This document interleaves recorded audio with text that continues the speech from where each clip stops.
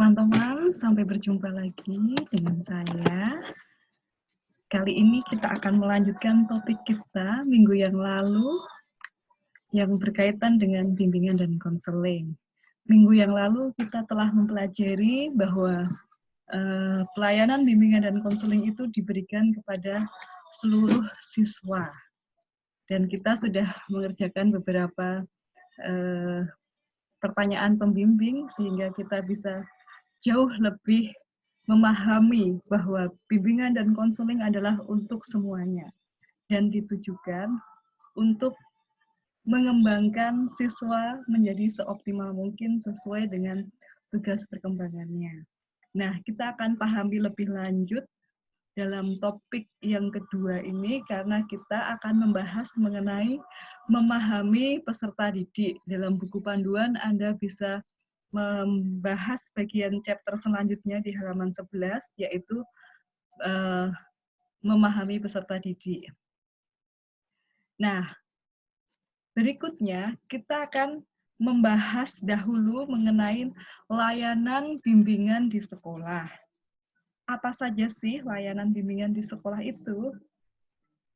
Nah, untuk memberikan layanan di bimbingan sekolah, kita juga perlu memilih dahulu pendekatan yang kita gunakan.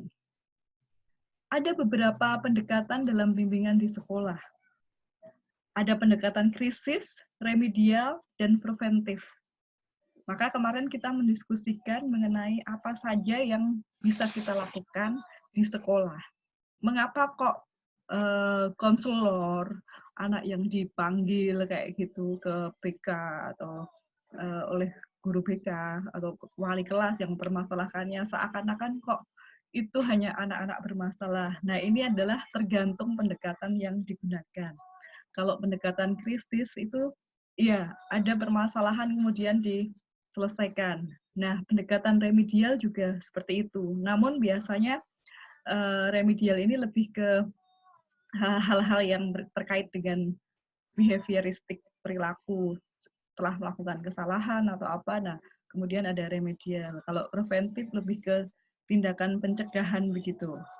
Nah, yang akan kita pakai adalah pendekatan perkembangan. Pendekatan perkembangan yang seperti apa? Nah, pembimbing yang menggunakan pendekatan perkembangan ini beranjak dari pemahaman tentang kebutuhan peserta didik berupa kompetensi, keterampilan, dan pengalaman khusus yang diperlukan siswa untuk mencapai keberhasilan di sekolah, melaksanakan tugas-tugas perkembangannya, dan memperoleh kecakapan dalam mengelola kehidupan. Jadi lebih mengembangkan itu semua, teman-teman. Gitu ya. Nah, ngomong-ngomong nih, tugas perkembangan itu apa sih? Saya kira teman-teman juga sudah memahaminya di mata kuliah psikologi perkembangan gitu. Nah, kita bahas singkat. Tugas perkembangan adalah tugas yang timbul pada periode tertentu dalam kehidupan orang, yang bila mana berhasil akan menimbulkan kebahagiaan dan membuat berhasil dalam tugas-tugas perkembangan berikutnya. Sedangkan kegagalan akan menimbulkan ketidakbahagiaan pada orang yang bersangkutan. Dihukum atau tidak diterima oleh masyarakat dan akan mengalami kesukaran dalam menjalankan tugas perkembangan berikutnya. Nah, karena tugas perkembangan itu berlanjut begitu dari apa yang dilakukan sekarang berhasil atau tidak. Misalnya tugas perkembangannya adalah sudah waktunya nih anak ini bisa membaca dan menulis begitu ya.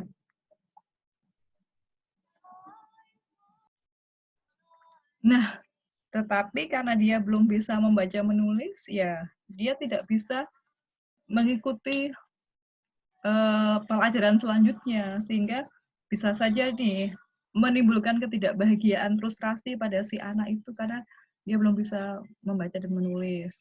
Mengalami kesukaran menjalankan tugas perkembangan berikutnya. Harusnya dia bisa mengikuti pelajaran dengan baik, tetapi belum bisa. Seperti itu.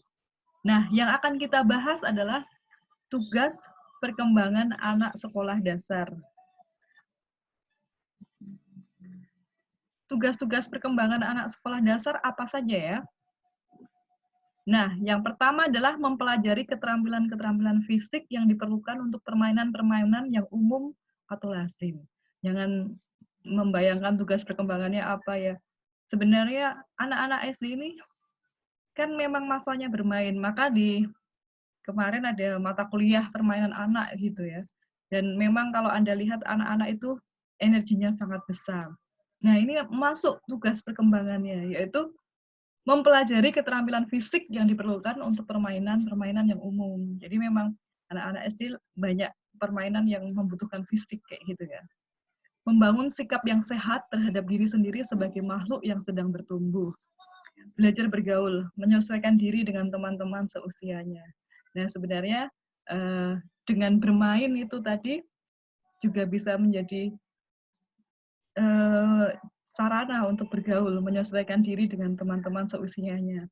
Maka ingat dulu kan waktu saya mengajar permainan anak itu, saya selalu katakan ke teman-teman, sebenarnya yang namanya bermain itu bisa juga digunakan untuk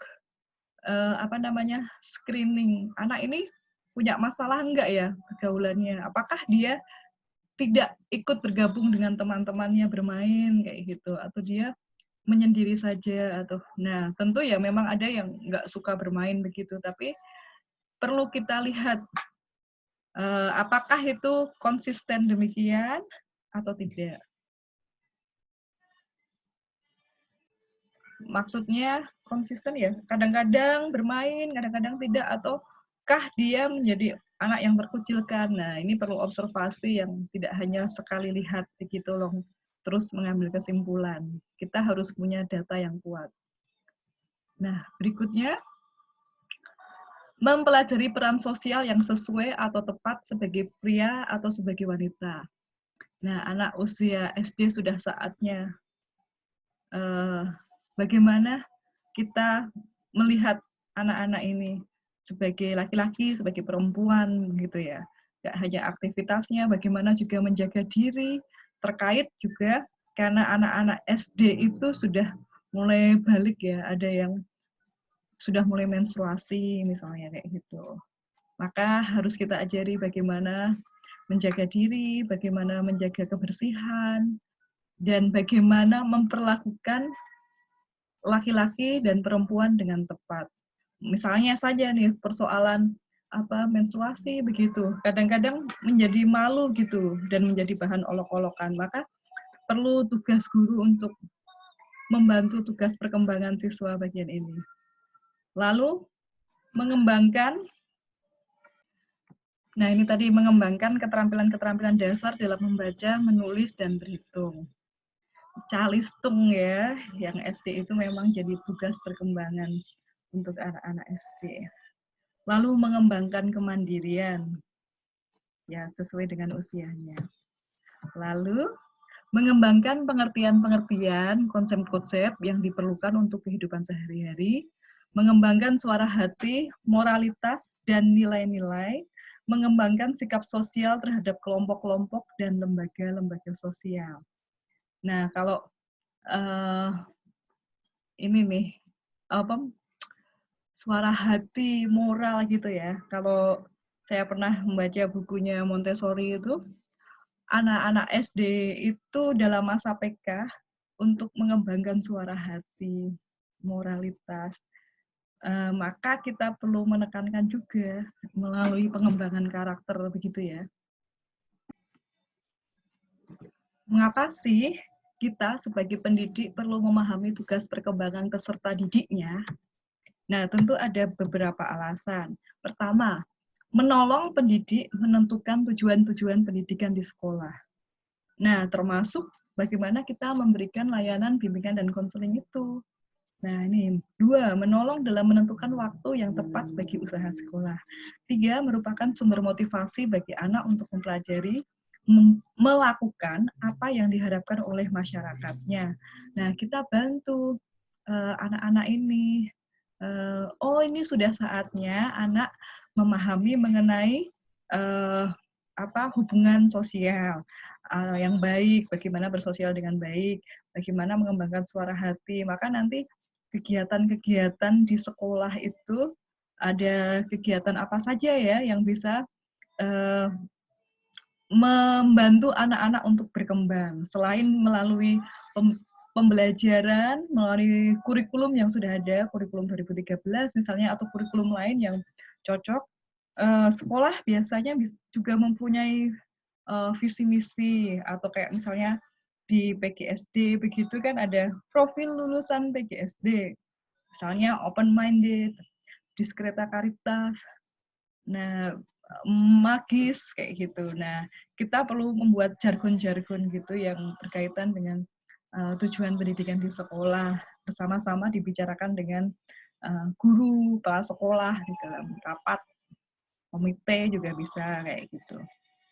Nah, tujuan layanan bimbingan di SD secara khusus membantu seluruh peserta didik dalam memenuhi kebutuhan-kebutuhan intelektual, emosional, sosial personal agar dapat mengaktualisasikan tugas-tugas perkembangannya yang meliputi aspek pribadi sosial, akademik pendidikan, dan karier sesuai dengan tuntutan lingkungan. Nah, maka inilah layanan bimbingan dan konseling yang ada di sekolah dasar. Tadi kita awali dulu dengan pendekatan perkembangan dan tugas perkembangan. Inilah layanannya. Layanan bimbingan personal dan sosial. Memiliki pemahaman diri, mengembangkan sikap-sikap positif terhadap diri sendiri dan orang lain, membuat pilihan kegiatan secara sehat, mampu menghargai orang lain, memiliki rasa tanggung jawab. Nah, ini adalah bimbingan personal dan sosial. Masih bimbingan personal sosial, mengembangkan keterampilan dalam berhubungan antar pribadi, memiliki keterampilan memecahkan masalah-masalah sederhana yang dihadapi dalam kehidupan sehari-hari, dapat membuat keputusan secara baik. Nah, maka kita perlu mengajarkan hal-hal ini, teman-teman, di samping pengajaran akademik yang dilakukan oleh para guru. Nah, bimbingan akademik dan pendidikan. Yang tadi kan personal dan sosial. Sekarang akademik dan pendidikan. Mengembangkan sikap, kebiasaan, dan cara-cara belajar yang baik.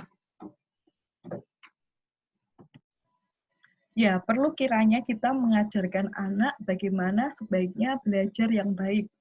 Cara-cara belajar yang baik. Kebiasaan supaya jujur, supaya mempersiapkan diri, bisa belajar caranya belajar, gitu. Sehingga dia bisa belajar mandiri kalau tidak ada orang lain. Kalau tidak bisa mengetahui isi bacaan, apa yang harus dilakukan? Misalnya kita ajarkan untuk mencari di kamus, misalnya kayak gitu. Lalu berlatih menetapkan cita-cita dan rencana pendidikan.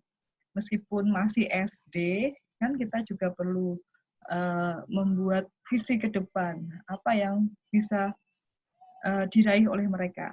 Mencapai prestasi belajar secara optimal sesuai bakat dan kemampuan.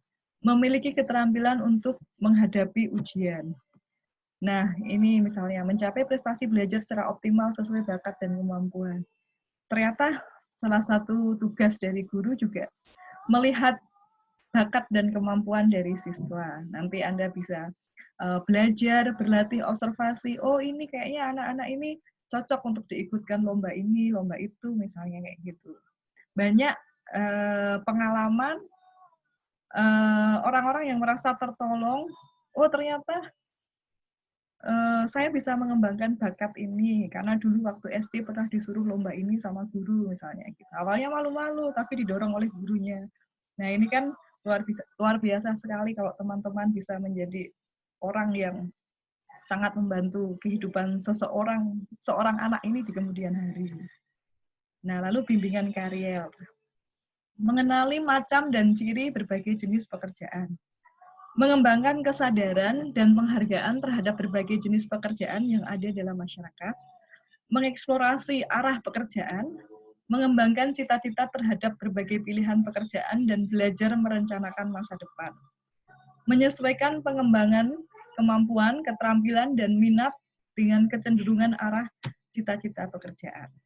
Nah, berikutnya saya meminta Anda untuk mempelajari buku panduan yang sudah Anda unduh kemarin, halaman 11 sampai 18, mengenai standar kompetensi kemandirian peserta didik.